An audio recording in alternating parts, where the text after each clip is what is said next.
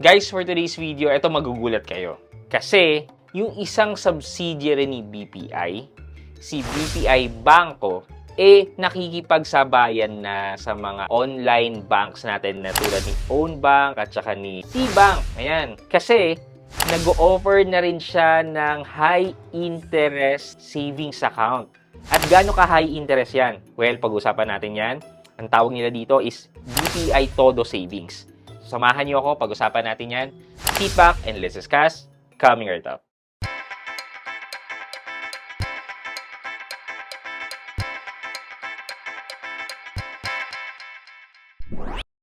Hi guys, this is Pat and you are in Pat Quintos Review TV. So if you're new to my channel, I do reviews about personal finance na meron akong experience at ginawa ko na yun ng videos and playlists na makita nyo dito sa taas. At kung bago ka dito sa channel ko, you may want to consider subscribing to my channel. Okay, so first and foremost, magpapasalamat po ako kay @Jimboy Asoy. Siya yung nag-request sa akin to review etong BPI Todo Savings. And without your comments, sir, hindi ko malalaman na sumasabay na pala si BPI with the likes of Uno Bank and Cbank. Thank you so much, sir, @Jimboy Asoy. Okay, so punta na tayo. Ano ba tong BPI Todo Savings na to? So, ang naglabas ng service na to ay si BPI Bangko. Subsidiary siya ni BPI. If you're not aware, parang si BPI may iba't ibang bank. So, nandyan dati yung BPI lang mismo. Pangalawa yung BPI Family Savings Bank. Ayan. And pangatlo, itong BPI Bangko. I guess itong BPI Bangko na ano na nga to dati sa Itbulaga na ito yung ginagamit nila na namimigay sila ng price sa Itbulaga. Okay, so let's head over sa website ni BPI Bangko to know more about the details of this service. So ang website nila is bangko.com.ph. Ayan, makikita natin. Bangko, a subsidiary of BPI. Ito, Todo Savings. Earn high interest at 5% per annum with Todo Savings. So 5% per annum. Wala siyang kapantay right now. Dati siguro si GoTime. Pero ito yun guys. Itong 5% per annum na to, meron lang din siyang limit na up to 1 million. Pero kung i-compare ko to, BPI Bangko versus Maya, parang magandang kalaban ni Maya si BPI Bangko. Kasi 5%, si Maya naman is 3.5%. And yung boosted interest rate naman is cap up to 100k lang. Yung 3.5% na base interest is up to 5 million.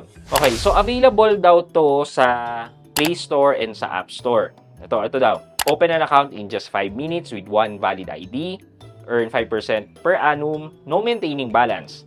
Deposit are insured by PDIC. So, ito daw, kapag nag-over na sa 1 million yung balance mo, yung in excess, mag-earn na lang ng 0.625%. So, parang traditional bank yung dating. Pero, at least up to 1 million yung 5%. Tingnan natin yung service fee kasi dati si BPI Bangko may bayad yung pagde-deposit sa kanila. Pero alam ko, nagbago na sila. Monthly service charge. Yun lang, meron siyang monthly service charge na 50 pesos. For the 50 pesos monthly fee, matcha-charge lang to sa inyo if there's no transaction made to the account within 12 months. Kung meron naman kayong transaction, edi well and good. Wala namang matcha-charge sa inyong 50 pesos on a monthly basis. Waive naman yung dormancy niya, and if you request debit card, it will cost you 150. So, hindi siya free. Transaction fees, ito. So, send money to BPI Bangko, free. To BPI account, free din. To other local banks and e-wallets, free. InstaPay transfer. O, di ba? Ito yung isa sa selling point ni BPI Bangko apart from the 5% interest. Ito pala yung sinasabi ko before na merong fee sa cash out.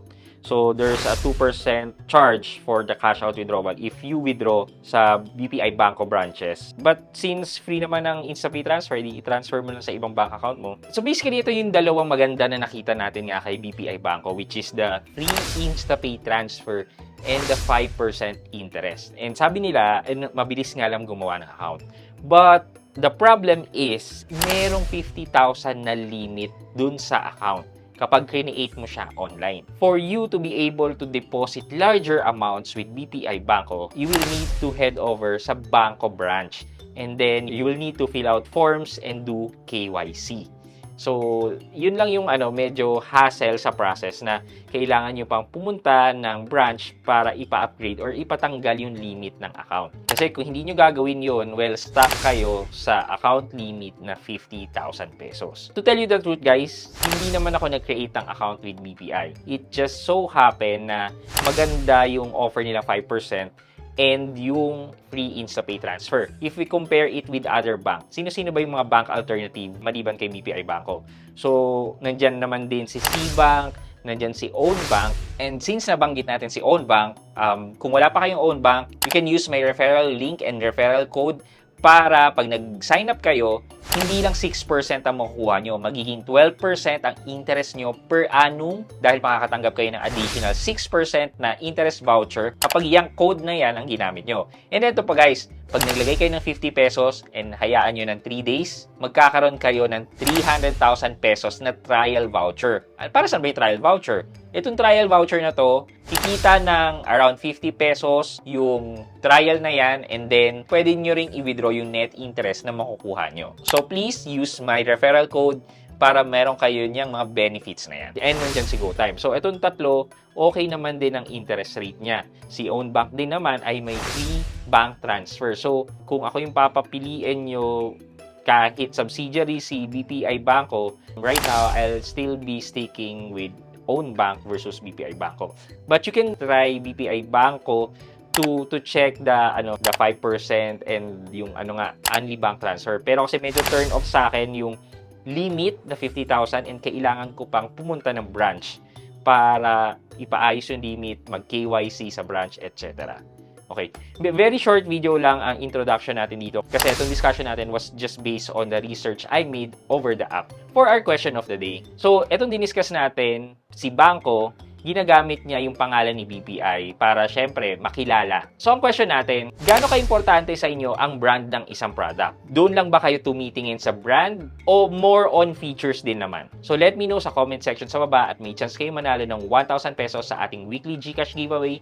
And syempre, huwag niyong kalimutang maglagay ng hashtag Road to 100k sub and mag-like and subscribe na kayo dito sa aking channel for your chance naman na manalo ng cellphone sa ating monthly cellphone giveaway until we reach the 100k subscriber milestone. Yun lamang po for today's video, but before we end this video, mag-shoutout po muna tayo at shoutout kay at The Party Studio Qatar 6324. Ang sabi niya, thank you sa information, Sir Pat. I'm using G-Loan, S-Loan, and Revi Credit, and Maya Loan. At The Party Studio Qatar 6324, shoutout po sa inyo at maraming salamat sa panonood at pagsuporta ng aking mga videos. I hope you like this video, leave a thumbs up, and if not, wala nang problema dyan, but continue to support me by subscribing to my channel by clicking the subscribe button and also the bell button sa tabing subscribe para makareceive kayo ng latest notification sa lahat ng upload ko. Again guys, this is Pat Quinto, and you're in Pat Quinto's Review TV. Bye-bye!